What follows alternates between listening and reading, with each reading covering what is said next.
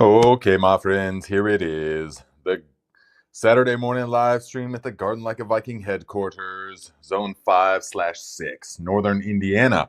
Let me know if the sound is sounding, okay? Let me know if it's sounding right because I've been messing around with this audio all morning because I have this Rode Wireless Go, but man, you got to basically be like a tech guy to use this kind of thing. It is really not user friendly. It's not Viking friendly, this kind of thing, okay? So, can you hear me? Guys, can you hear me? Okay? Uh, let's see. Here's the sound check. Not tech savvy. Tech savvy. What do you think? Because I want to see if okay, good. Now, I want to see if this eliminates some of the clipping sound. I don't know, but we're going to give it a go, okay? So, had to figure out how to use this thing, and my voice tends to blow out some microphones. So, we're just going to roll with it. Now, happy solstice, everybody. That was yesterday, the solstice here. And I think for a lot of people in the other parts of the world, it's today, technically. But okay, good guys, good. Thank you, Pilar B. Hendricks. Yes, thank you, Sam Potzik. Thank you, Pam. Thank you. Okay, uh, yes, winter solstice. Now, that means that today is the first day of winter. Okay, and so I saw somebody earlier, right before I got on. I wanted to see what you guys were chatting about real quick. Someone's talking about starting their seeds. So they even mentioned the word seed starting, okay? So I don't really want to hear that, all right, for like another month and a half at least, okay? Unless you live in some place, unless you live in a place, I mean, you know your timing, but what am I'm going to have to start saying it every time. What do I always say about starting seeds? It's way better to start a little too late than too early. Way better. You really only want them things starting up inside for a handful of weeks, because then they transition outside so hard. The transition is difficult unless you got a killer seed starting setup, with proper lights, Now, and I'm talking even more than just shop lights. So you err on the side of starting a little bit too late, okay? Let me check this out. PayPal, $5. Thank you, Peter. I appreciate the contribution, my friend. Says, no more clipping. Sound is good, boss. Whoa, that would be revolutionary, okay? Yeah, that would be revolutionary for me. So, but maybe it has something to do with the condensing qualities of the Yeti microphone. Because they're condenser microphones, but USB. I don't really get it all. But anyways, I mean, you would think that StreamYard would have worked that out because surely people are using the Yeti podcaster microphone, with their platform. But anyways, Pilar says, don't mention seeds too early. It makes me mad, Nate. And you don't want to, it makes Nate mad and you don't want to see him mad. Right. Well, I mean, let winter happen, okay? So let it all die. Remember, and we talked about this last week on the Thrive Like a Viking channel, where we do the Monday live stream, Monday morning. And when we look to nature, we see that everything comes in cycles. And it is very important to honor the cycles.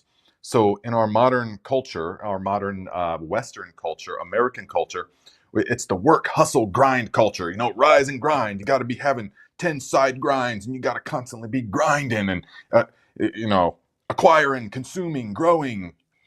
And that's all good and fine. And it has its place. But where we get into dis-ease and unbalance is when we think that our lives can be like that 100% of the time.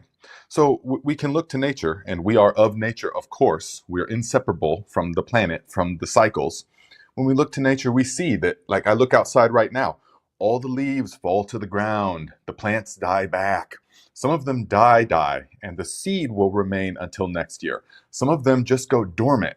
The above ground dies, falls down,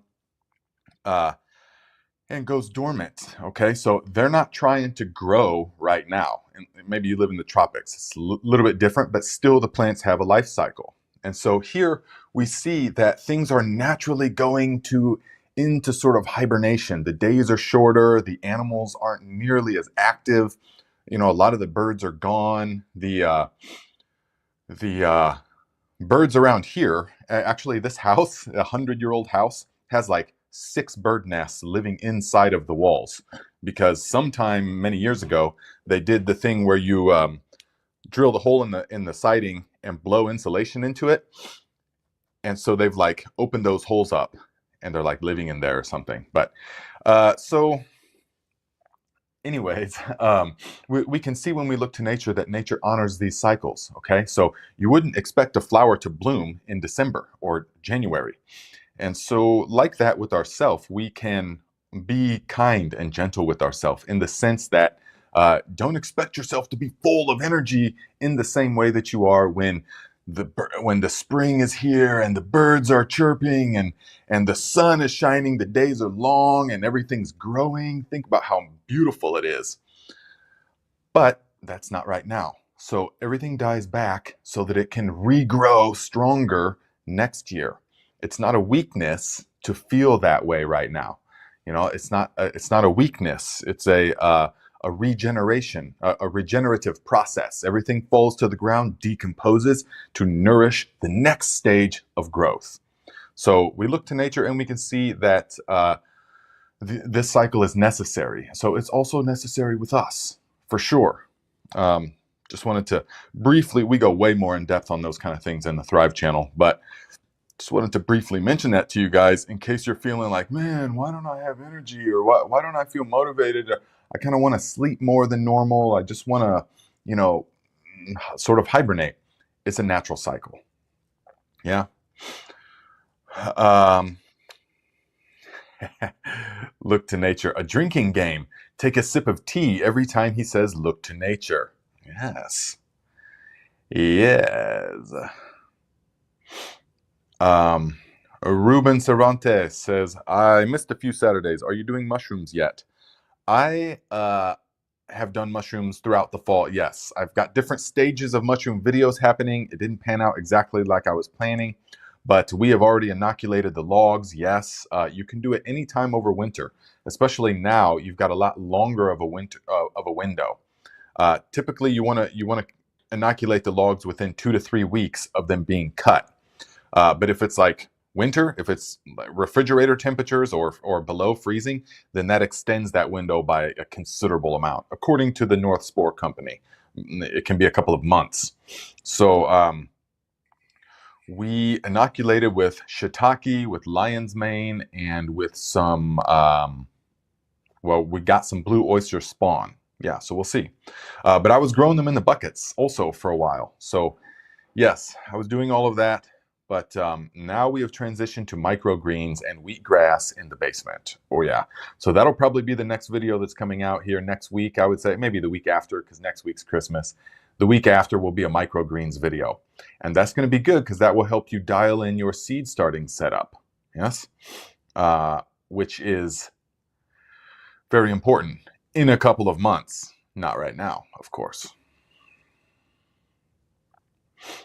But growing the mushrooms in the buckets is very, very easy, especially now that I do the high pH method of sterilization. It's like foolproof with the hydrated lime. Very, very easy. So I didn't get a chance to make, it didn't work out. I didn't have the supplies to make that video at this time. But I might do that. Well, you know, you can only do so many things at once. So, yes. Oh, definitely. Aaron Johnson says, I got to work out. Yoga, kettlebells in the morning in winter helps me get going. Definitely. Guys, the sauna, it helps me going in the winter time. Yes. Big time. Look what I had to get recently. Just got this from Amazon, of course. But this is a meat thermometer because the sauna gets really hot, 220, 240 degrees Fahrenheit. So I need something like this to tell exactly, and so that we can take pictures for social media stuff to show how insanely hot it is. But it totally transforms the whole experience of winter having a sauna. It is wonderful. Oh my gosh. Let's see here. Terry Goody says, thanks, Nate, for the fermenting videos. I'm starting garlic today. Any suggestions for quick recipes? So, we are so on the new channel that will come sometime, Cook Like a Viking. It's going to have lots of ferments, guys, because we are nailing it with these ferments. Okay, and it's funny you should ask that because look at the garlic. We're fermenting all this whole thing of garlic, which is amazing. So this one's very simple, actually. You just make the brine, the standard brine, the 3%, and put the garlic in there and pour it over it. And that's it. Well, and we are using some sauerkraut brine as a starter. So, except with no flavorings. That's a big difference with all of these ferments now. A big difference is that I took a whole thing, a whole batch of cabbage, and just made cabbage and salt ferment, so unflavored sauerkraut, okay? And you only let it go for about 5 days. And then you juice it, all right? And you get rid of the solids and you have the liquid. So the liquid then you store in the refrigerator and you use that as a starter because it doesn't have the caraway seeds and juniper berry flavor, but it's got the strong lactobacilli in it, all right? And so we used about 70 milliliters of the starter in here, and then we just made the brine, you know, with the what's 3%. So we did let's say I use the metric because it just makes so much more sense. You trying to utilize the American system or the imperial system just doesn't make any sense when you're doing any kind of thing. Really, it doesn't make sense in general. But so to make the brine, you're going to want to do 1,000 milliliters of no 970 milliliters of water, and then 30 grams of sea salt. Right? That's how it works out. So you make that brine and you just pour that over the garlic, and this stuff with that sauerkraut brine started fermenting right away. I mean, the very next day, it's full of bubbles. And this stuff, I mean, talk about, I love fermented garlic because now that it's all peeled, the hard part's over with. So we peeled it, and then now you can just, once it's done fermenting, we're going to give it like 3 weeks to ferment. Once it's done, we're going to be able to just, instead of going, oh, I need some garlic for a recipe, oh, I better sit there and crush it and peel it. Take a lot of time. So instead of doing that, you just pull it out of the jar. You can also just straight up eat it. It's effervescent. It becomes like effervescent. When you ferment it, it becomes like an effervescent, medicinal. Think of that, raw garlic fermented. Yes, that's what we're talking about. So highly recommend this, and it will stay good for a very long time, okay? So another one that will be on the Cook Like a Viking channel is the stone ground fermented mustard. And I just made a fresh batch. Wow. Oh my gosh.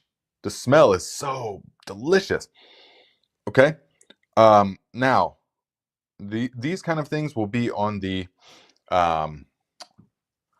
Cook Like a Viking channel because they are learned. They're very important, though. The things like I'm about to tell you is now you can make this stuff with an immersion blender. All right. So, oops. No, Sam, I have not. You can make this with an immersion blender, or you can make it with a mortar and pestle. So over the years, I have found that the mortar and pestle produces a much richer flavor because it like bursts the cell walls. It bursts the thing instead of slicing it. Does that make sense? And so it creates like a fuller, just more, the flavor's just better, more complex, whereas it's more blended together. Here, when you use the immersion blender, like I did this time because I was short on time, I used the immersion blender, and the flavors are just not as married together. It's hard to explain exactly, but the mortar and pestle is so much better. It takes longer, it's messier, but the end result is so much better. It really is. So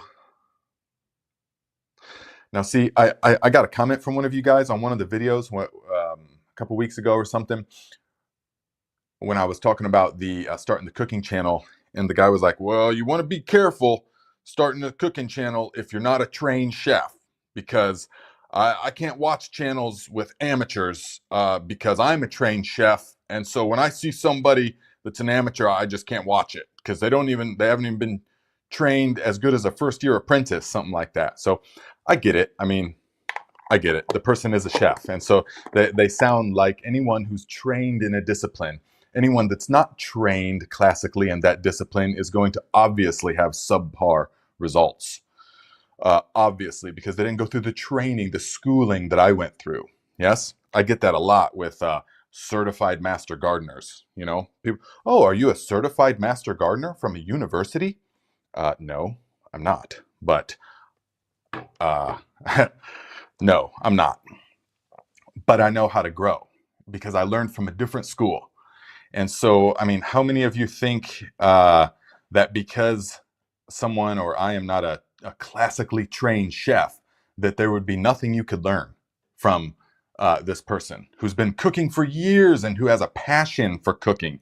Because I've had a lot of dishes from trained chefs that are prepared beautifully. I mean, they look gorgeous on a plate, but the food just doesn't have that soul that I expect from my food to have. You know, that like, whoa. I mean, there is one. There is one actually, and he's a local guy that really blows me away with the flavor combinations and things. But traveling throughout the world and stuff like that, and I mean, I've had lots of, okay, so you're a chef, big deal. And so that doesn't necessarily mean that you know how to speak that language of the food, right? So, yeah. So there's my thoughts on that. I have no qualm whatsoever and who's going to come to a channel literally titled "Cook Like a Viking" and think it's like cook like a sous chef or cook like a Michelin 3-star, So there's my thoughts on that. Nothing against the person. I get where they're coming from, definitely. I do feel sometimes the same way, or I used to feel sometimes the same way with like people that start a gardening channel, for example. But then it's like, okay, well, that's their experience. They're learning as they go, and it's beautiful. They just want to share. So that's the important thing. If they've got the passion flowing through them, that's what matters. The energy is what matters to me. So yeah, guys, on that channel, we're going to be doing all kinds of stuff, cooking right from the garden all summer. It's going to be amazing. Okay. So, thank you, Pepper Gardner says you're good. Cook away. Yes, we will. B. Hendricks, I learn from newborn babies sometimes. Exactly. Yes.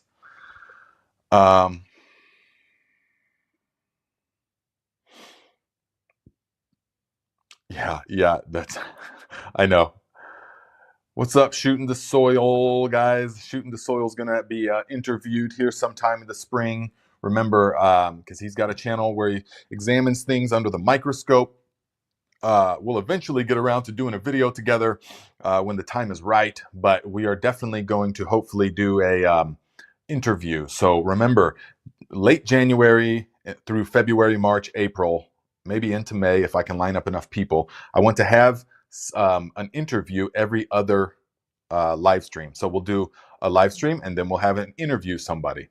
So let me know if you guys have got some requests. We've already got Gardner Scott lined up. Well, I'm sure we'll have Tony O'Neill on again from Simplified Gardening. Sean from Edible Acres has agreed to come on. And I'm sure Shooting the Soil will. I can't remember the rest, but there's a couple of others. So definitely David the Good. He has said so. So yeah, we will see. Hmm? Because that'll like keep it nice and fresh. Jeremy Ransom says, "What? No sound effect for the mortar and pestle?"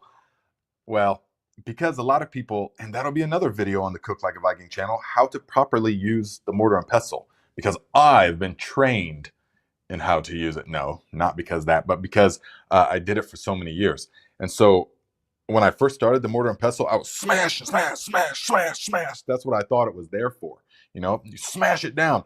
But then I come to find that with a good mortar and pestle, you're barely taking it off. You're just working it around, and then every so often, like that. But then take it, put it all into the center again. There's a technique to it, and it really works. So that will be one of the videos, definitely. So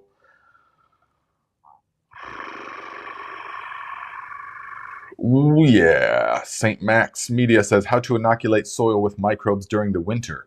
Definitely check out the video I made with the JDOM microbial solution 5 times before planting, but it requires a heater, which is not expensive. They're like $35 for the 55-gallon drum heater, okay? Even cheaper for the 5-gallon bucket heater.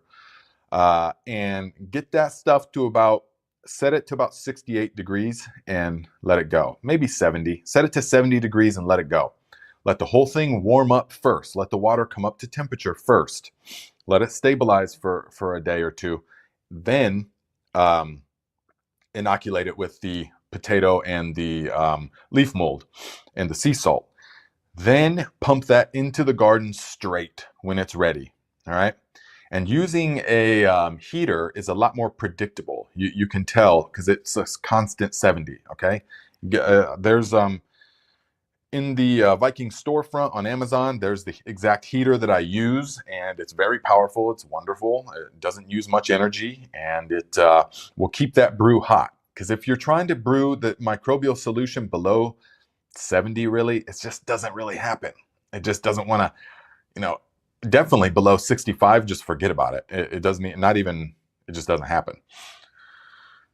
That's why we put stuff in the refrigerator, to arrest the development of the activity of the microbes. Yeah. So that's pretty much the best way. One of the best way. If you're talking about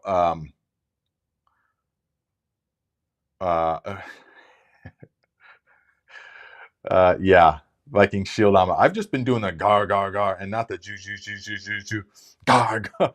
Yeah, see, you want to smaller. Yeah.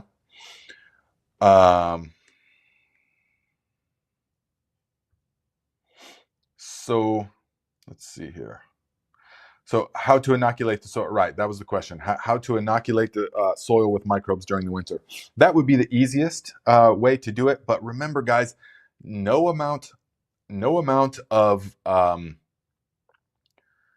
microbial brews in itself is going to matter if the soil is not brought to a point that can sustain those microbes. Okay, so the soil wants to be at a maximum capacity of microbial activity, and it will be so long as there are things that that foster this. Meaning, number one, organic matter in the soil. Number two, drainage. It has to drain properly. You can't be having soggy, wet, stagnant, anaerobic smelling root zone. You can't have that. All right. And then just keep dumping on microbes. It's not going to work that way. Now, when the plants are in the ground, yes, I mean, it's super beneficial to do aerated compost tea recipes over the leaves and stuff like that. I mean, they just love it because there's a microbial biome on the leaves of the plants. Yes. And it is possible to actually crowd out pathogens in a way so that they don't take dominance and take hold. This is why, I mean, you guys will have amazing success this upcoming year if you just follow the recipe that I do with the aerated compost tea and then the bat guano, Seaberg guano worm casting foliar spray. in particular, the bat guano is very, very important because of the levels of chitin and other things in there that help to, I will have to refresh exactly on the exact science, the specifics. It's right at the tip, but I don't want to say anything that's not accurate. But it really helps to foster the plant's immune system. I forget the exact gibberellins or whatever is the thing that is doing it. But I can tell from experience that when you, I mean, even with a horrendous drought this past year, I started religiously using that bat guano spray again and the aerated compost teas. That's all I used this past year. Not a single disease. Even though the tomatoes were just suffering, they went weeks and weeks without any water at all. They never caught a disease. They were dropping some of their older leaves, yes, because they went into survival mode, but they never got the blight. They never got anything. None of the stuff got diseases except the sweet potatoes, which was only the below ground part, and they got the scurf, right? Which we now think came in the culture that, because I bought those once. I bought those sweet potato slips. So it would have had to have come from that. But anyways, so that is my answer to that, okay? It's a roundabout way, but that is, you want to make sure that you're having the area that can sustain the microbes. Just dumping on microbial brews is not going to do it, all right? That's why, like, everyone wants to ask me, so which liquid fertilizer do I need to be using? Well, you have to understand that those are only secondary, okay? Those are secondary. Base fertilizer is what you're putting in the soil, by far the most important. The plant wants to uptake nutrients that are being digested by the soil microbes in the slow, natural way. Liquid fertilizers don't really exist in the natural world like that. I mean, they do to various degrees, but not like what we make, okay? But what does exist, definitely, is decaying organic matter, and that is the best that there is. So you want to keep that soil covered, you want to keep it well drained, also moist, and you want to keep the levels of organic matter high. Now, when you do that, then the fertilizers and the microbial brews are going to help. So when you've got a base of manures, if you're sure that the manures are safe, when you've got that base, then you're really, if you do the base fertilizer right, meaning what you put in the soil, you actually don't need anything but water. Yeah, I know it's fun to make all kinds of different stuff and experiment. I totally get that, and I've been doing that for years. But the truth of the matter really is that if you do the base fertilizer right, which most people don't, there's no need for anything but water, ultimately. So,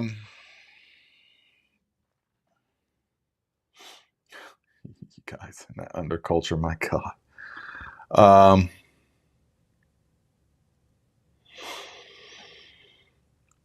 So the Mark Bass says, that's how I feel about Chipotle. Looks good, but has no soul. Yeah, definitely. Speaking of Chipotle, guess what, guys? One of the absolute best ferments I've ever tasted in my life is this one, okay? This is a ferment. Listen carefully. This is a ferment, red cabbage, carrot, I think, yellow onion, cacao nibs, and smoked peppers. They call for chipotle, but I just use the smoked paprika that I have. It is unbelievable. It is unbelievable. The flavor of this thing is unlike anything else you could ever imagine. The fermentation process unlocks whole new realms of flavors in the smoked paprika. With the cacao nibs in it, it's just mind-blowing how unique it is and delicious. Yeah. So it's not totally done fermenting yet, but it's just outstanding. I can't tell you enough. So we're going to be doing tons of ferments on the Cook Like a Viking channel, and because you got to know, so every meal, like last night, for example, we had some beef from the cow that we got from Jerry, of course, delicious, amazing grass-fed, grass-finished, consciously raised beef. Jerry's also going to be interviewed on the channel, definitely in the spring. And so we had that. We had some sirloin, okay, some top sirloin. Took that, sliced it thin, marinated it in some spices, all you know, homemade everything. Marinated it, and then just flash fried it in the wok. Super high heat, just fry it for like 1 minute, like that, so that the bottom gets nice and crispy, but the top is actually still nice and pink. You know, that blood's still coming out of it. Oh my goodness. So it makes it crispy on the one side, but still super tender on the other side. So we just had that, okay? White rice and like 5 different kinds of ferments. It was just, that's like the perfect meal. It's the cleanest meal you could imagine. So nourishing, so delicious. I can't speak highly enough of it. Okay? So, oh, Jeremy says, what's the blue lid? Yeah, okay. So these are the ones I've settled on, guys. I like these lids a lot, all right? I probably put them in the Amazon, in the Viking storefront, but they're these kind that allow you to turn to the date. So whatever the date of the month is, so it's the, 9th, we're going to turn to there, and then we're going to put that on. So then you know, okay? Totally different than I've done it in the past where you just let it ferment for indefinitely. You just leave it out in the basement, basically. It just gets more and more and more sour. Here, you, like I said last week, you let it ferment for a specific amount of time, and then you stop the fermentation process, more or less. You arrest the process and put it in the refrigerator with a real lid. And that makes all the difference. It keeps everything, it keeps it from just all tasting super sour, you know?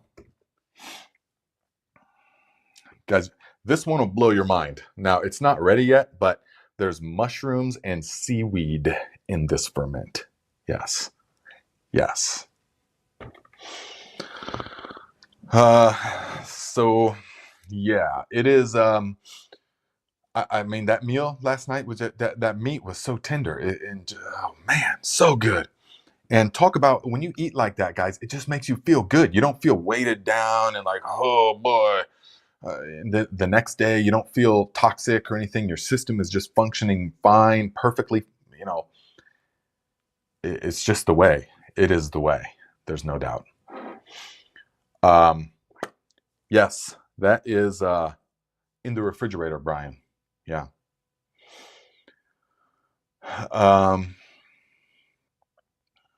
So Creative Soil says, when would be the best time to start cabbage? I haven't had any luck the last 2 years. I want a kimchi garden. Ooh, yeah. So cabbages, if you want it as quickly as possible, okay, in the springtime, then you need to start the cabbage 8 weeks before your final frost, give or take. And then you plant it into the garden 4 weeks before your final frost. Okay, so you want to have your seed starting and everything so it's grown up well enough to then transplant into the garden 4 weeks before the last frost date. That'll give you cabbage as early as possible before it gets hot. But if you've watched my Instagram account, then where I do brief things about, you will see that really the best cabbage of all is in the fall. So the best cabbage, you want to start the seeds the first week of July to plant into the garden roughly the first week of August. And we start the summertime seeds, we start outdoors. The indoor seed starting is just for the spring. We start them outdoors so they're already acclimatized and all of that. Now that's going to give you, if you do a late variety like the Brunswick cabbage, guys, these ferments are so delicious because one reason is the type of cabbage. The Brunswick cabbage, when you plant it like I just described with that timing, and then you harvest it like middle of November, pretty much, is after a few good hard freezes. I mean, hard freezes in the teens. Then you harvest it, and it is so delicious. It's sweet. It's literally, you eat it and it is sweet. Whereas the cabbage, even if you take the same cabbage, the Brunswick, and you plant it at that time frame in the spring, and it ripens in the heat as the days are getting hotter, it's going to be more starchy. It's not going to have that sweetness to it. It's not going to have that buttery texture. It's going to be more fibrous and starchy. So you don't want to make your ferments. It's all the fermented stuff is best for the fall. Yeah. And as I live this lifestyle more and experiment more, it just makes sense because you put up all the ferments for the winter eating. That's where the fresh veg is coming from. We're eating all winter. We're eating the meat, of course. We're always eating the meat, the high quality grass-fed, grass-finished meat, and occasionally chicken, occasionally ahi tuna, occasionally pork as well. The pastured pork we got from a friend who raises it very consciously. So we eat that, but then we eat the storage crops, potatoes mainly, tons of potatoes, sweet potatoes, winter squash, carrots, even beets, all right? Those kind of things. Then we have a ferment, the different fresh, crunchy vegetables that are raw and full of life. So that's how you want to do it, in my opinion.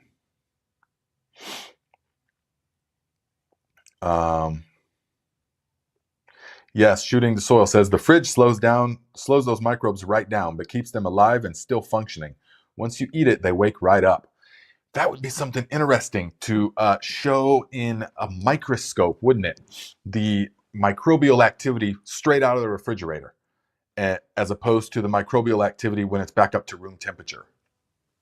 I assume there would be a big difference. Thank you, Brian. Says, I have to leave early today. I want to wish Nate and the Tribe family Merry Christmas. All right, my friend. Hope to see you Monday. Same to you. Merry Christmas. And remember, on Monday at 10:30 a.m. Eastern Time on the Thrive Like a Viking channel, which has just been renamed to my name, Nate Muri, we are going to interview Viking Girlfriend. She is going to be on there, Camille. She's going to be on there and taking you guys' questions. We're going to be up in the cave studio, and she's going to give her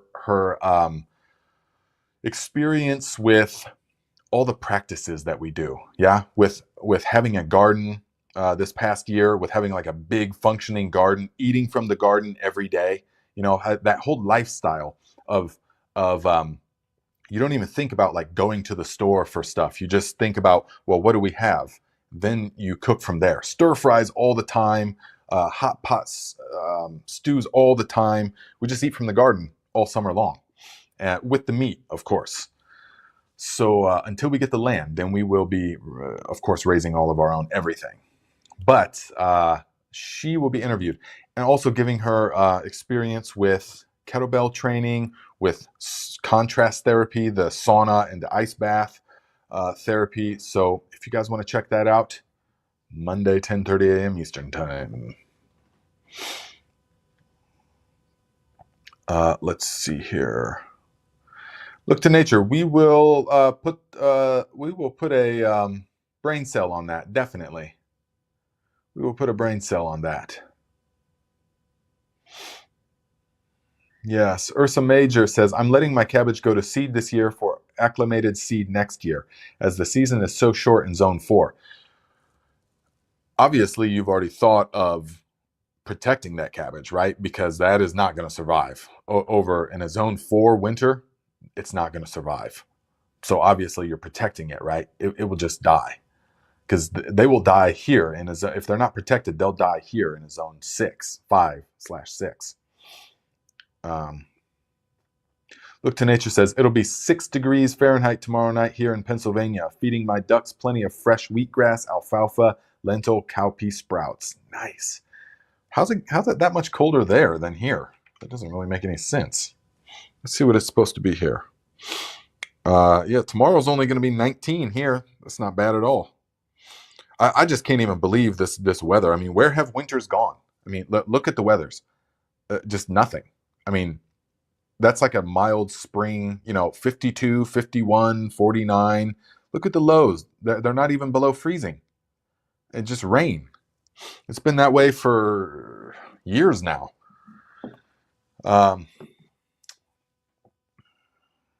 you know something, guys? I want to tell you this story real quick. When I was in California, okay, when I was living in the mountains, we lived like in redwood groves. Okay, so there was huge, massive redwoods. The whole area had been logged previously, but some of the trees, some little pockets, were old growth, meaning original growth, that were 2, 3, 4,000 years old. These trees are that old, and the textbooks say that they're 2,000 years. They can live up to 2,000 years, but the locals all know that they're much older than that, actually. So there was one time, one of the years, that an old lady, she had a property that butted up against a river. Nice, beautiful, pristine, clean river. And one of the old growth trees that she had on the property finally died, or something. It was an erosion thing, really, from a road that was made a while ago. It was an erosion thing. That basically its ground just eventually faded away. So it fell into the river. Boom! It died into the river. But it was dying anyways because it was already mostly dried. It wasn't like a fresh. It didn't have needles on it. It had probably been dying for 100 years, you know. And she said, okay, if you get this tree off my property, you can have it. Okay. And this tree was enormous. I, I mean, it was 15, 20. I mean, I don't really know. It was so tall that you couldn't just climb up it. Even when it was down, you couldn't just climb up and over it. You had to walk like a football field. It felt like it wasn't maybe quite that far, but you had to walk all the way around and around. So we had to get these tools, and there were several people helping us, and they were taking some, and we were taking some. Day after day for like a couple of weeks, we had these flatbed trucks that were taking this stuff away. Huge bars on the chainsaws. Bwah! Huge, massive bars on these chainsaws. Bwah! Taking away chunks of this wood. And this old growth redwood is very, very strong, but feather light. It's unbelievably light. Okay. And so, and it's super straight grain. The grain is just as straight as an arrow. So once we got towards the base of the tree, we took a cross section of it, okay? Cut a big cross section of it. Wanted to make some tables out of it and stuff. And so we took the cross sections, and then one of the nights, well, not one night, it was over the course of a little bit of time, we counted the rings on this thing, okay? So we stopped counting at 1,700 rings because it got closer to the center where it was all getting kind of blurred. So we stopped counting at 1,700. It was over 2,000 years old, this tree. But what we found out through this was that you would be counting these rings. All right, listen, this is the point of the story. We would be counting these rings, and each ring corresponds to a year of growth.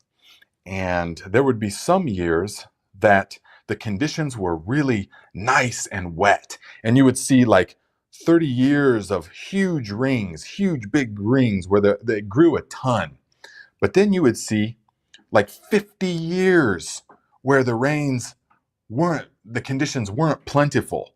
And the rings would be so tight together that you could hardly count them.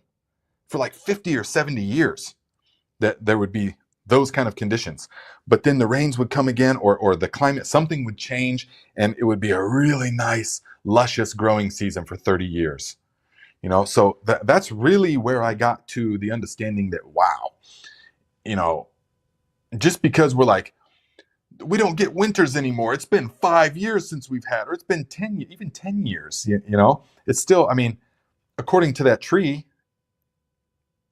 which helps us look into the past, it could be 100 years of dryness, and then it just returns, you know?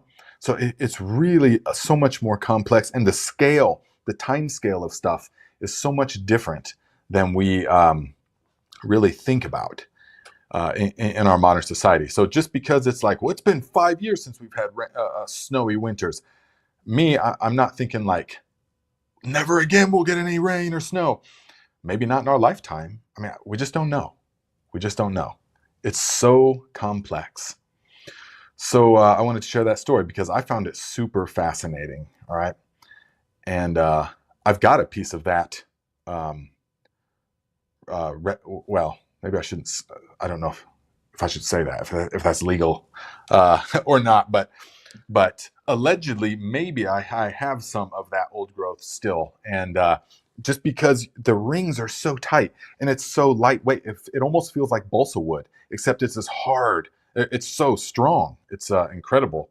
And it's easy to split into nice long. And it's got like this resinous, the types of oils that it's made of are like impervious to conditions. So that's why all those houses were made of, had redwood siding. They were all made of redwood back in the day because it lasted for so long in those conditions. So anyways, there's that. Okay. Hey, thank you, Jay. Yes, there is the thing right there, the Monday live stream. Yes.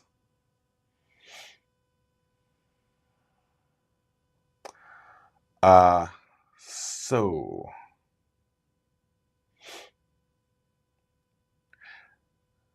now this is okay. So that was your response to. Let me see here. Shooting the Soil says, you can have fungal dominated compost, but I have yet to see or read about fungi multiplying in a tea, not their habitat and getting twisted and broken while bubbling in the water. Thank you. Thank you. This is perhaps something that we will illustrate in the video, because I'm always trying, people are always talking about fungal dominant teas. And based upon my understanding and experience, that's not really a thing.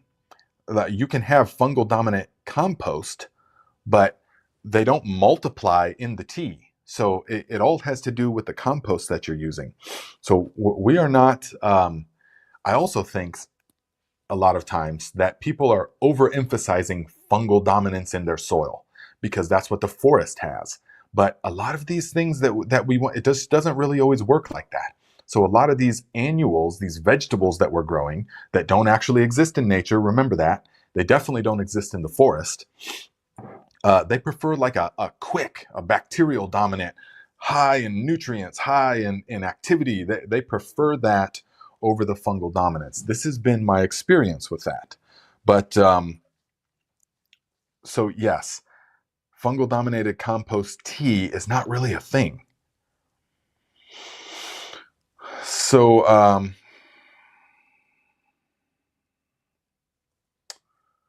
that's interesting.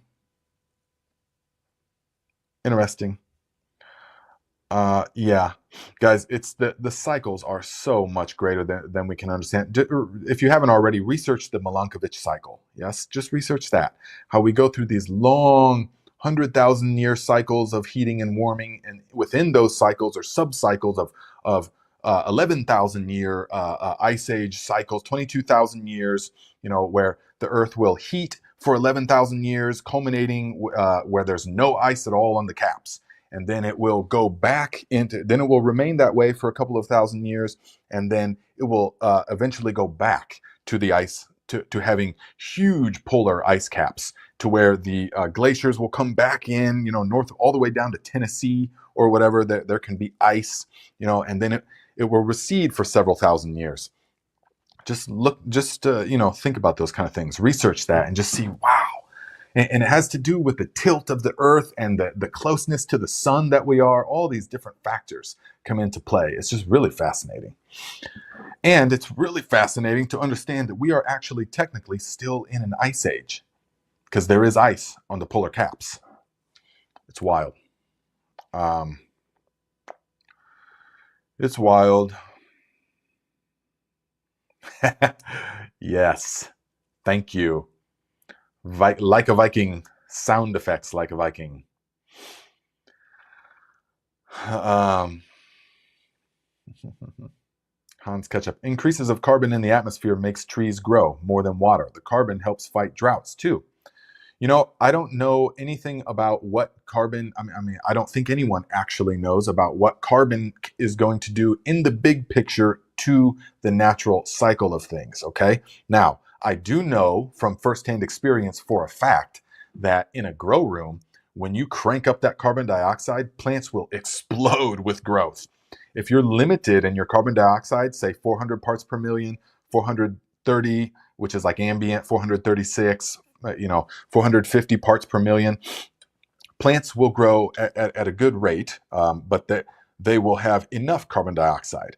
Okay, but if you crank that up to 1,000 parts per million, now all of a sudden they can take. Not only will they grow almost twice the speed and the lusciousness, they will consume all other resources at the appropriate increase. So you can have more lumens, you can have more intense light, you can have more nutrients, you'll need more water, you can have higher temperatures when that CO2 is hot or is up, because it's all an equation. You know, it all has to work in unison. It's just crazy. So yeah, if you I do know that for sure. Now I'm not saying anything about like, I'm not saying anything outside of that because I don't know. But I do know that in the grow room, your plants will explode at 1,000 parts per million. Beyond 1,000, beyond 1,400 parts per million, you don't see, it's diminishing returns. You don't see an increase in effect. That's like the maximum. So, yeah.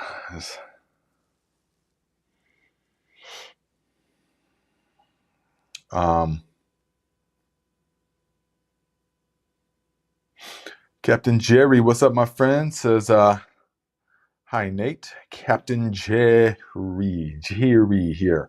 I started my brown sugar and fish fertilizer back in September, and since then, it's doing great. It gets a stiff layer on top. Do I keep mixing it and add more leaf mold? Jerry, I think you asked this question last time. Okay, and it made me think, I wish I never put that part in the brown sugar video. That's what I was doing for over the years. I've come to find out it's more effective with a light dusting of leaf mold. It's not leaf mold that you're putting into there. So many people have sent me pictures and tagged me on Instagram and stuff, and I see their brown sugar, fish, and big chunks of wood and leaves and stuff. Oh man. Okay, well, it's something, but that's not. I just wish I would have. It's just leaf mold and sugar, or it's just fish and sugar. That's all you need. Okay, that's all you need. But no, you don't need to add any more leaf mold at all whatsoever. You never even need to add it in the first place. It was just a light dusting over the top. I found helps to keep it active.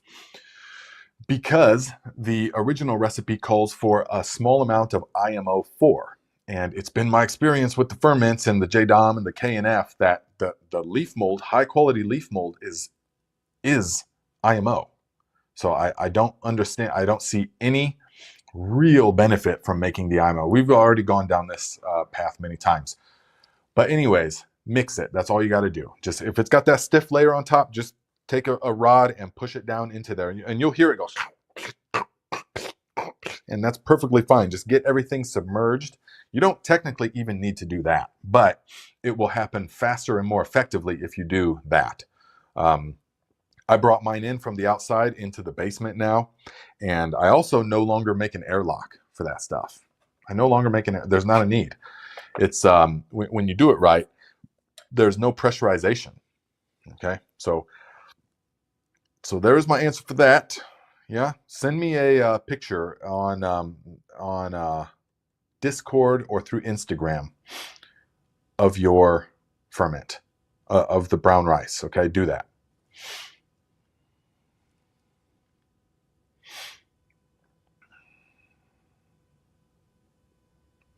Okay, another question from Jerry says, Nay, I cover my beds with leaves. Should I add compost to it and organic fertilizer to the top of the leaves? At this point, no, because you can add microbial brews, definitely. What I'm going to do out here to these new beds is here in about another month, I'll start adding the pure JDOM microbial solution. I'll probably do five applications of full strength JMS. I'll brew it in the basement with the heater in the 55-gallon drum, and then I will pump it out with the sub pump onto the beds directly. And that is going to really help big time. Right over the leaves, because all the beds are got leaves over them now. But I'm going to take those leaves off in the springtime, and I'm going to let that warm. I'm going to cover it then again with landscaping fabric or even black plastic. Anything to help warm that soil up. So we're going to take them leaves off, Now, some of them will put back on as a mulch, but not all of them, depending on the crops. So if you plan to leave the leaves there to decompose, then you can put stuff on top of them, but it's more effective to put it under them. Leaves are best as the very top layer because that will help keep everything nice and moist. You put stuff on top of the leaves and it's going to want to dry out and get exposed to the UV light. And that's not as effective. So if you've just got compost, you put all that stuff under the leaves. That's the way to do it. It keeps it moist, keeps it in the dark, keeps it active, okay? So that's definitely the best way to do it. You don't want to add compost on top. Now you can add some liquid fertilizers, yes. If you've got JLFs or JMS or aerated compost tea, definitely you can add over all of that, yeah?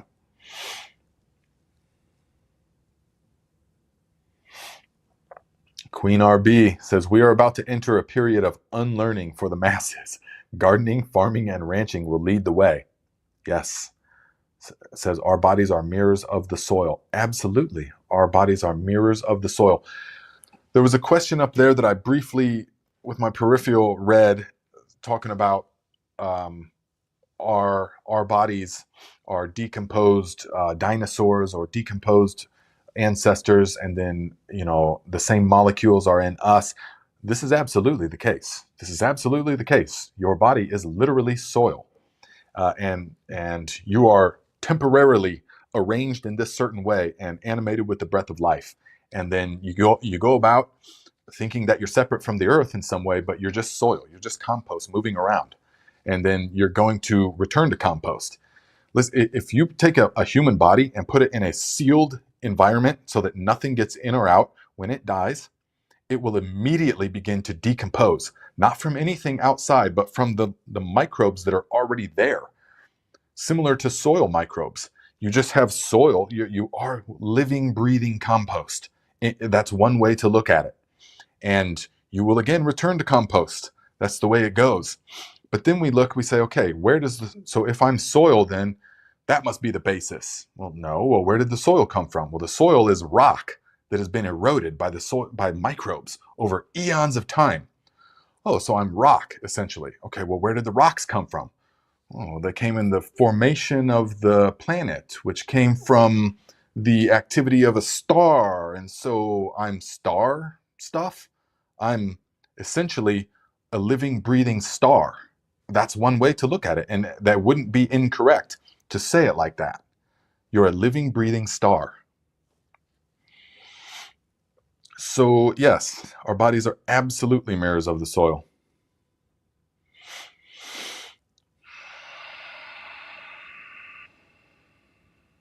Shooting the Soil says, every time I make a water-soluble calcium, I put the jar right under a plant indoors. Seems the plants get a nice boost from the CO2 for a day and a half while the calcium is releasing it. Definitely, that's a good idea. Yes, they definitely do. And when we look to nature, take a sip, we can see that the fungi and things, the decomposition happens at the floor of the forest. And the plants breathe in that carbon dioxide and release the oxygen. Yeah. And the soil and the fungi and all of this need the oxygen because they are more like us. They consume oxygen and release carbon dioxide. Yeah. Everything's just a cycle, just a never-ending, amazing cycle. So, Teats Treats, $2. Thank you, my friend. Says, my JLF has molds on top. Problem or success? Do not worry about it. The JLF can have all kinds of gnarly things on top. If you're making that liquid fertilizer, do not even worry. You will see blue molds, black molds, pink mold. You will see soldier fly larvae all over the place. Doesn't matter. It's all part of it. Now, if you're making something like an aerated compost tea, then absolutely not. You don't want to see any of that. You don't want to smell any of that. No problem.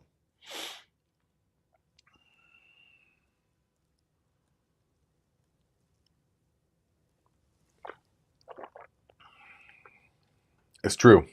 It's true.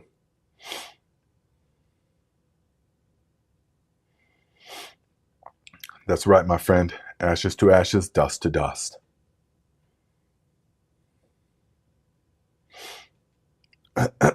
Yes, that's another way to say it. We are walking trees.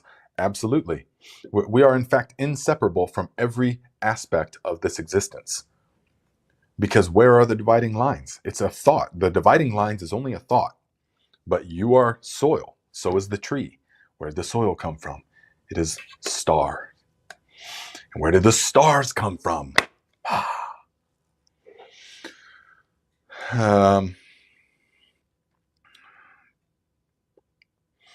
Let us see here. Ursa Major says that was deep. Oh, absolutely. That's how this mind works. Yes. Yes. Jay Dixon, are you talking about the Carl Sagan remix? Yeah, where they're like billions and billions, talking about we are made of star stuff. Yes, absolutely. He understood. He understood.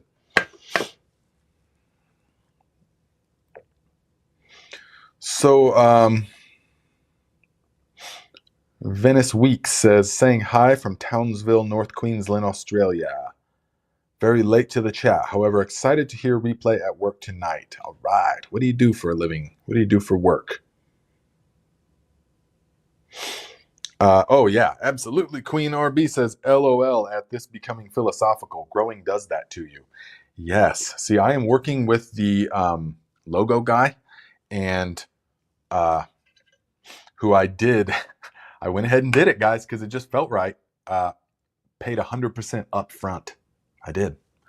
Because just in my gut, it just says that's the way. This is the guy, and whatever it comes up with is the perfect thing.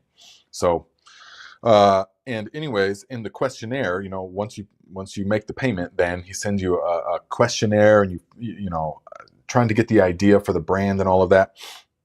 And so much of it was, I was realizing as I'm writing that growing really is a spiritual practice to me, definitely. I mean, it's so much more than just wanting to show people how to grow cabbages. It's wanting to show people how to thrive, wanting to show people that it's for the, one of the questions is like, who's your target audience? My target audience is the people that are ready to do whatever it takes to just thrive in life, and that understand that what you put in your body is the base determining factor for your experience in this life, in this realm.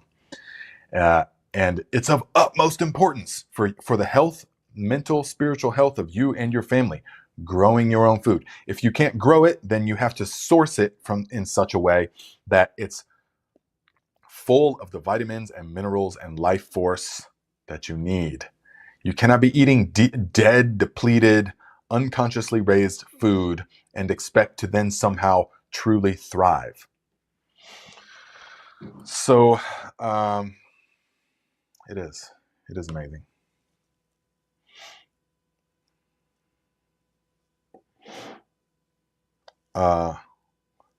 It's true. Big Will Dog says the pessimistic version is we are to the earth as cancer is to the body.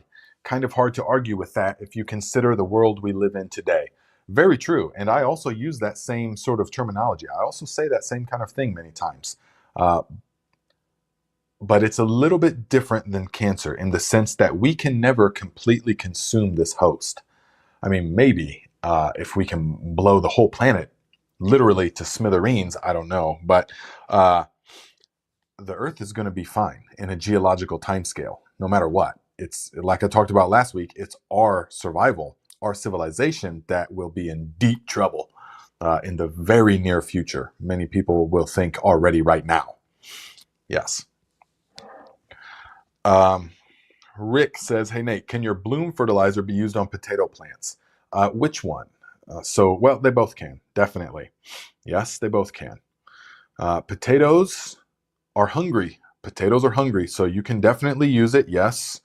Of the two bloom fertilizers, the guano-based one is definitely superior. It's though it's much more expensive, much more than the banana one is free, basically. But it's really going to help. Now, with potatoes, again, you want to make sure that you have the base nutrients right. Potatoes are very hungry, all right? So you want to make sure that you've got in the soil properly fed. So when we are coming into the new growing season, all of you guys get your mind arranged in such a way that you are primarily thinking, what is my base nutrition? What is my base fertilizer? Just like we do with our bodies, for example. We Okay, here is the whoa, Gary Smith, $50. Thank you very much, my friend. Appreciate that. She says Merry Christmas via PayPal. Thank you, my friend. I appreciate that big time. I know exactly what that's going to go towards as well. What was I just going to say? I felt like it was a really important analogy. What was that thumbs in? No, 2 thumbs up. Here. Thank you, Gary. Yes, see? Okay. I want you guys to arrange your mind in such a way where you're thinking about what is the base fertilizer. Okay, so let us use, for example, for this illustration, something that we all know, and that is our own body. Okay, so we've got calories, and then we've got just use this, just work with me here. We've got calories, then we've got like the macronutrients, proteins, fats, carbs. Then we've got the micronutrients, the vitamins and the minerals. Okay, so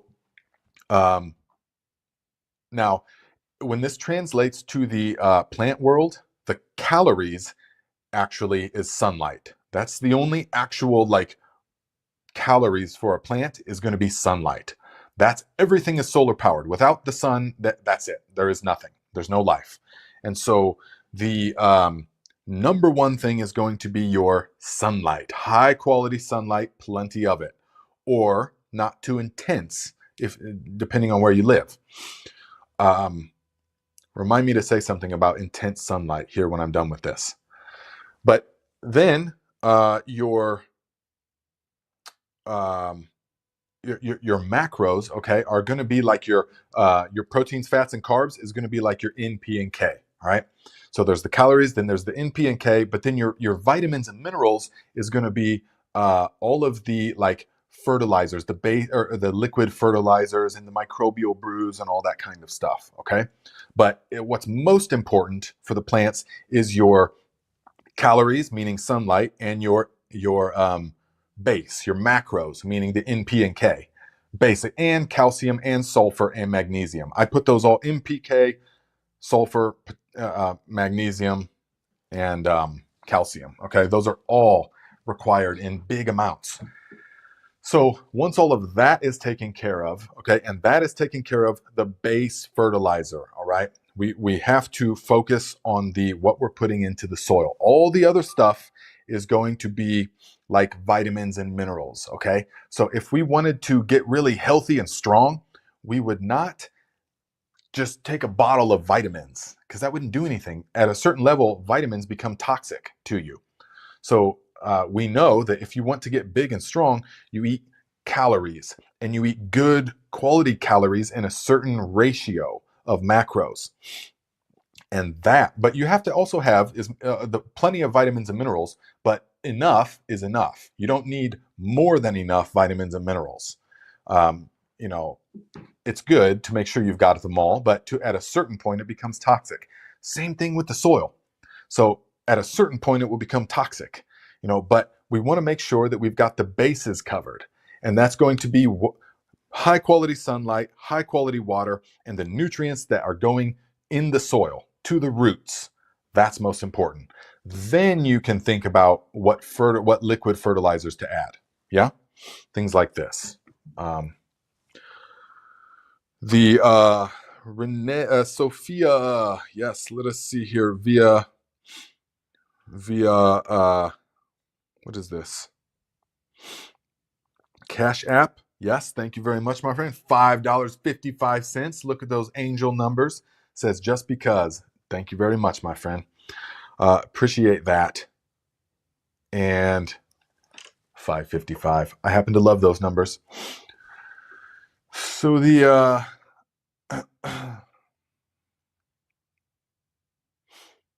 I'm not sure what else I was saying with this, yeah?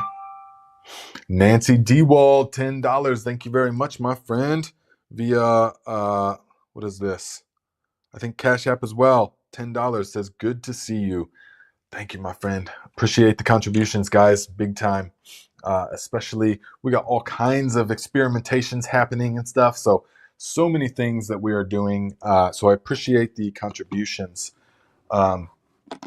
Look, I told, I want to show you guys something. I told Viking Uncle, I said, hey, I need a cutting board. You're kind of handy with wood. Can you make a cutting board for me? And he's like, sure. And so look at this, guys. Look at this cutting board. He was like, yeah, here you go. And I was like, whoa, you've got quite the talent for making cutting boards, don't you? This is all made from, he cut it himself and he just made it all by hand. So I thought that was pretty cool. What do you guys think? That pattern, can you see it on the video? There's like a 3-dimensional pattern to the board. So it's super cool. Yeah, so that was handmade at the Viking North plot. Yeah, Viking Uncle made that. Good job. So, and then what are some other things? Look to Nature Homestead, new member. Welcome to the tribe, Look to Nature. Yes. Thank you, my friend. So okay, Lynette says, hello, I live in North Carolina, 7/8. Spreader mixed green seeds yesterday. Was that okay? I'm disabled and use a walker, so explain alfalfa and feeding the soil. Okay, so that's, I would have to see your exact setup. So I don't know exactly that zone, when that's going to sprout. I don't really know. It's pretty late to be planting any kind of cover crop, but that's perfectly fine. So do you till? Are you does somebody come over and till the garden? Is that going to be a green manure crop, or is it going to be a no-till cover crop? So there are several factors that come into play with that. But just remember that the only way to actually build soil is by having a living root in the ground. Most people think they're building their soil by adding manures and bone meal and blood meal and Viking granular and all that. That's actually fertility adding. Building soil in the technical sense is a plant-driven process where the plants will capture carbon out of the atmosphere and combine it with all the minerals and the elements and pump it into the earth in various forms of sugars and other things. Feeding the life in the soil and also changing the actual structure of the soil. It's amazing. So it's good to do both. It's good to go, to alternate some years. Fertility adding one year, cover cropping the next year. Very much so. And if you're new on a plot, then a few years of green manures is very good at whipping that thing into shape. So if it's subpar soil and it doesn't have much organic matter, you can help by gaining access to a good quality tiller and planting a cover crop, and then incorporating that for the first few years, definitely before if you want to begin no-till, which of course I recommend, then but you want to start the first couple of years with those green manures. You will see that soil will transform so quickly, so beautifully. It's just amazing. So that's in a nutshell. I mean, I could go on and on and on about that. Definitely. Yeah.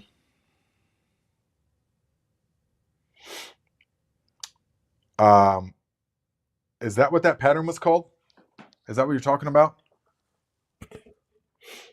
It's an Escher pattern? Nice. Yes. Okay. So you guys can see the 3D. It's almost like I don't even want to cut on it. I don't even, it's like, I just want to hang it up on the wall. What do you think? Put a Viking brand on it, a logo. Yeah. Super cool. So let's see here, guys. Now, a few more things. About 5 years ago, when I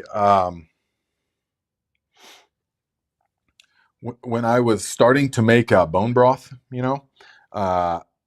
myself. I mean, I had bone broth and been a part of it being made in other countries and stuff like that. But when I made it myself, then I was unaware that you really want to have that time period when you filter out, or you filter it all, and then you let it rest in a cool environment to get that layer of fat off the top. Because otherwise, here's what happened when I started trying to pour it into the jars. They were just all fat, and there's the bone broth underneath it. This is like 5 years old now. I keep it just as an example to show people. Whereas the ones I make now, once you do that, here's one we made now, and you see that tiny little thin layer of fat. Great. Now, this isn't a very high quality kind of fat. I know a lot of you guys are like, ooh, yeah, that would taste good. It's kind of, it's not a real tasty kind of fat. It's not, because I put in all kinds of stuff. So it's almost like impurities, the carrots and the onions and the garlic and all that kind of stuff and the herbs. It kind of gets trapped in the fat. So you want to remove that stuff because that's way more like it. So this stuff, delicious, guys. Super delicious. Now, a lot of people, they want their bone broth to be, at room temperature, so thick that you could stand up a spoon in it. But I don't see a need for that. I just don't see a need for that. Why's it got to be that concentrated? When I use it for all different kinds of stuff, this is still plenty thick, super gelatinous, full of collagen, all kinds of good stuff. But I cook with it. So I will use this and then boil vegetables and meat in it and then eat it. So delicious. But just wanted to show you how that's what happens if you don't do it right. Yeah.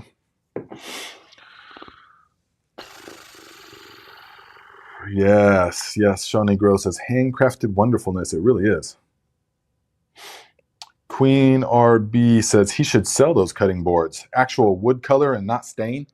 Yeah, it's, I don't know how long it takes to make one of these, but if that would even be viable, but no, that's the real wood color. This is, these are like, he's a bit of an artist. So yeah, this is made by hand. Super cool. I'm going to start using it though. I'm going to put it to the test.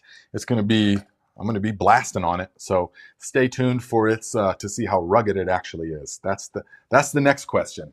Is you get something like that and it's like, oh, okay, that's cool. Really cool, but can I actually use it?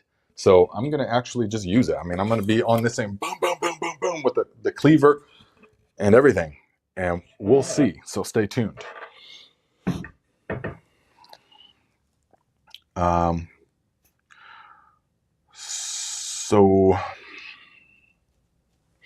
Right, part-time Greek vegan says, are we stardust or are we modified light? Light modified once, twice, or thrice. Plants eat light modified once. Vegans eat plants, light modified twice. Vegetarians and omnivores eat plants and animals, light modified thrice. That's also another way to look at it. Absolutely another way to look at it. Yes. Ultimately, it's all light. Ultimately, and we go in depth on this kind of stuff in the Thrive Like a Viking channel, everything that we see is not solid, of course. And when we look into quantum physics and all this, I won't get too deep on this channel, but everything is waves of potentiality. Yes. Interconnected waves of potentiality. There's no actual solid matter like we think that there is. And so even when we think star dust, we're thinking of like dust that accumulates like on the shelf. Oh, you mean we're just dust? That doesn't make sense, but that's not what we're saying. That's why I don't use the word stardust. Starlight. You could use starlight. It's all the same energy. It's all waveform energy in an infinite sea of potentiality. It's amazing. So, Meyer Lemon says, artist is MC Escher. He did a lot of mathematically based dimensional and optical illusion art. Look him up. Really cool. Nice. Ursa Major. So, okay, that fat is good for cast iron pans. See, that's the thing. This kind of fat really isn't that good, though. It quickly goes rancid. It's not like purified tallow or lard or ghee. Okay, I use all those extensively every time I cook. This fat, I've tried using it several times over the years. It's just not very good. And it goes, if you leave it at room temperature, it goes rancid really fast, like within 2 days, as opposed to tallow or lard that is easily shelf stable for several months, even though it never lasts that long. Yeah.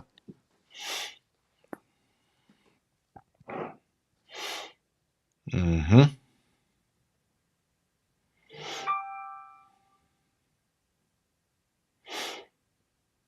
Yes, intense sunlight. Let me see here. What was this? Who was that? Okay. Yeah, no. Sorry. Oh, intense sunlight. That's right. Okay.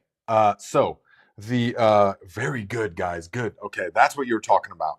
So intense sunlight. Now, a lot of people in the and I do consultations and stuff, and I've seen their gardens and all of that. A lot of people think that their plants are getting cooked by the intense sunlight. Okay. Now, I'm not saying that that doesn't actually happen sometimes, but and that depends on what plants you're growing, but almost every time that someone tells me about I had to set up all these shade cloths because the sun was just cooking my plants, they're actually misinterpreting what is happening. It's actually a poor root zone, poor growing conditions, weak plant. That is what it is. So the plant can't handle it. So if you are growing a thriving plant with a root zone that doesn't get cooked, then it should be able to withstand almost any ambient temperatures. Okay. So the sunlight you don't need for most people. Now, I know there's people in Texas and certain parts that are just insanely hot. That is kind of a different thing. But even some of those people, I've done consultations with people in Texas and stuff. And then the following year, they're like, wow, I made those changes, and now I suddenly don't need the shade cloth. And the plants can handle a huge amount of sunlight so long as you source them right. Okay, so we're not going to be trying to grow ginger in the blazing sun like that. We're not going to be trying to grow, Swiss chard in the 12 hours, 16 hours of blazing direct sunlight. Okay, but you can grow things like corn and squash and beans, no problem. Purple hull, pink eye peas, rattlesnake beans.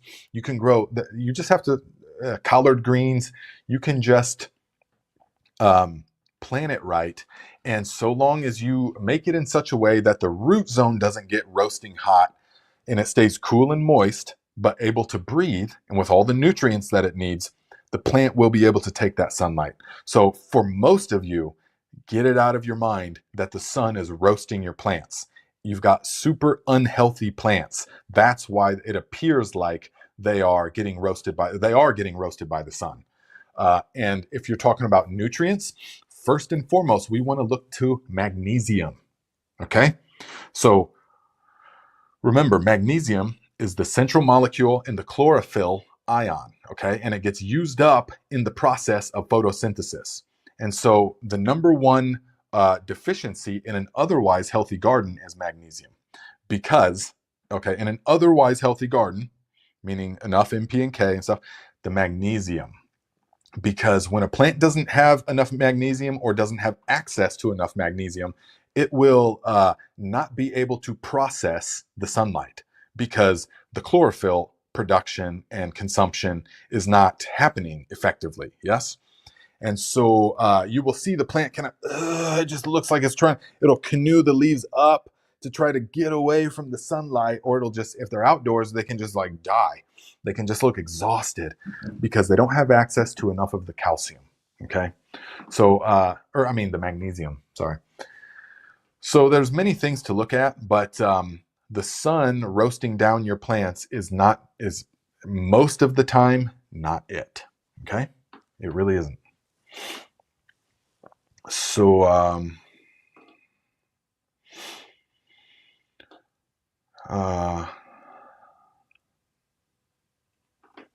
yes. Now, ginger. Okay. So, Queen RB says, we'll build a shade for my outside ginger this coming season.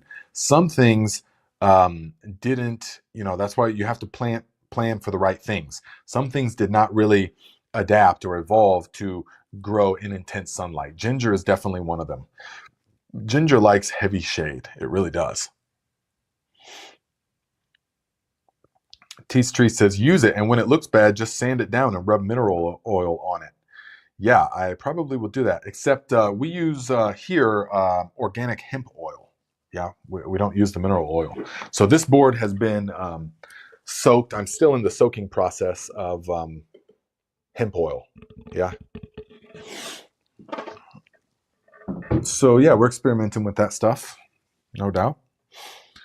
Guys, a really good tool to get for seed starting that is coming up, and I know I just broke my own rule and mentioned the word seed starting, but one of these things so that you can see what the temperature is of your soil. This can be really good, really beneficial, okay? Because you can just instantly point it at it and read whatever the temperature of the soil is. Because a lot of people will plug in their heat mat without a thermostat, without a thermostat, and they won't know it, but the heat mat is cooking their root system. It's 112, or so you put it on there and it's just roasting them little plants because there's no thermostat on the heat mat. You gotta get the thermostat. Unless you're in like an unheated greenhouse, yeah.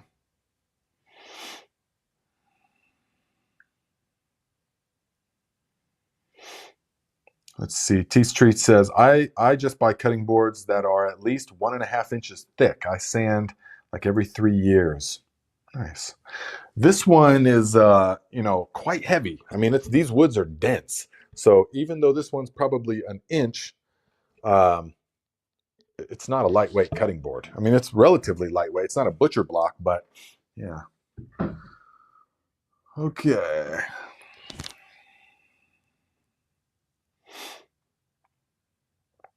So a few more things, guys. If you are serious about doing beans, I think I've probably said this before, but you want to get the Taylor Manufacturing pea and bean sheller. All right, it's like $700 or $800 and well worth every penny. You can just put huge handfuls of whole beans in there and just feed them right through, and it just ching ching ching ching ching ching ching ching ching ching ching just drops them out. And then you can get these are rattlesnake beans, is what I got left from last year. Rattlesnake beans, which are really good, and Mother Stollard beans, which are a very delicious bean, but I'm not going to be growing them because they don't feed through the bean sheller. They're one of the few plants that really don't feed through the bean sheller. Okay. Now, the rattlesnake pole beans definitely feed through the bean sheller really easily. So do the purple hull pink eye peas. Those things, they all just feed right through there, and you can get huge bushels. I mean, you could get this whole thing full in like 20 or 30 minutes of actual work. Okay. No, remember, Look to Nature. They got the few that I planted got wiped out, so we were not able to grow them. But I still have some of them left. I never plant them all, of course. So we will be planting them this upcoming year, and I will make sure that they survive. Yeah.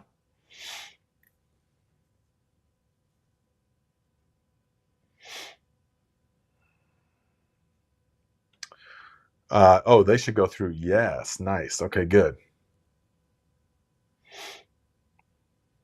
Let's see here. Someone was talking about temperature and shooting the soil. I can't see it. Anyways, so guys, get one of these. It's pretty much time for that. All right, it's pretty much time. And I mean, it's time to begin thinking about it. I don't even begin ordering the seeds till the new year, though, because I don't want seeds that are saying that they're packed for this past year. You know, you need seeds that are for the year that you're planting them in. Okay. So let's see. And now here's something that my mom was using, and I can say this thing is an absolute joke. I think it was expensive, but she was using it, and this thing is super scary, and doesn't work very well. I mean, to me, it's a total joke, especially if you're handy with a knife. I'm not a trained chef, but I'm handy with a knife. And so I've been cutting for years. And so if you're handy with a knife, forget about it. This thing is so dangerous. And I think it was a kind of expensive one. And it's so small that it doesn't save you any time. It doesn't save you any time. So I don't really know what is the advantage of that if you're handy with a knife. I guess if you're a total rookie, but if you're a total rookie, then you want to get better with it. Guys, guess what I found in a box. Guess what I found? The stickers. Yeah.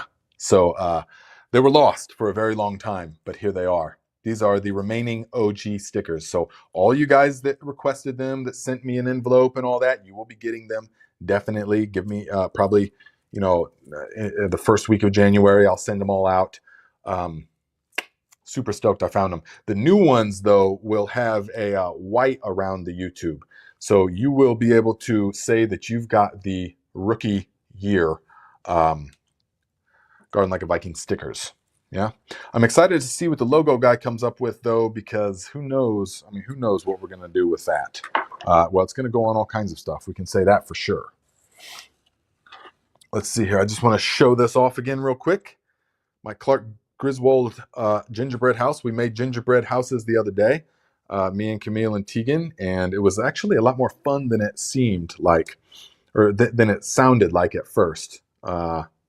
So I made, this is the Valhalla gingerbread house. Yeah, I don't want it to drop or fall, but the thing looks amazing, I think. All right, Clark Griswold, anybody?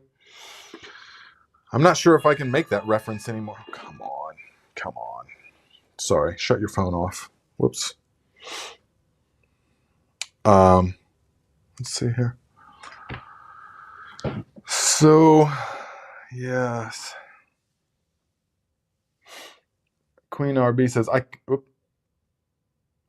yeah, no, Mom Computer says, Nate, put one on your bumper. Oh, I'm going to get a much bigger one. Because I drive an older Expedition that's starting to show some rust around the back. I'm just going to get some big bumper stickers and slap it right over that rust and call it good. So yes, that is what we will be doing. These are, they're for like the conservative, I just want a little garden like a Viking. I want like garden like a Viking, proper big size. Yeah. And yes, I do have the license plate. It's true. Queen RB says, I kept thinking it was user error. Then I realized that it was just a stupid gadget. Are you talking about that cutter that I have? Probably. Oh, it says, oh, I used to have one of those. I gave away that mandolin. Yes, it is a stupid gadget. I mean, it is a really, it's a gadget for people that don't know how to cut. And I cannot unrecommend this thing highly enough. All right. So save yourself struggle and just learn how to cut. Okay. So, all right, guys, we are out of time. So thank you very much for hanging out today. And we look forward to seeing you guys next week. Remember, Viking Girlfriend is going to be interviewed on the Thrive Like a Viking channel Monday morning, 10:30 a.m. Eastern time. So there's that. And then if you guys have people that you want to see interviewed this coming spring on this show, put the bug, tell me, but then also put the bug in their ear. Send them emails, because if they're anything like me, they get inundated with tons of emails and messages and correspondences, which is great, but it can be difficult to reach them. So you just have to try several times, and I get it. So go ahead and do that. And all of your shopping on Amazon, make sure you do it through the Viking storefront. Just go into the storefront, then shop on Amazon in that browser window. Then we get the credit, okay? So it's better than Amazon keeping it all. Why? All right. So guys, hope you have a very Merry Christmas, and we will see you. Ooh, wait a second. Let me look and see, when is. Oh, okay. Yeah, we'll see you next week, next Saturday, 12 noon Eastern time. All right. So have a great Christmas, guys. Thank you very much.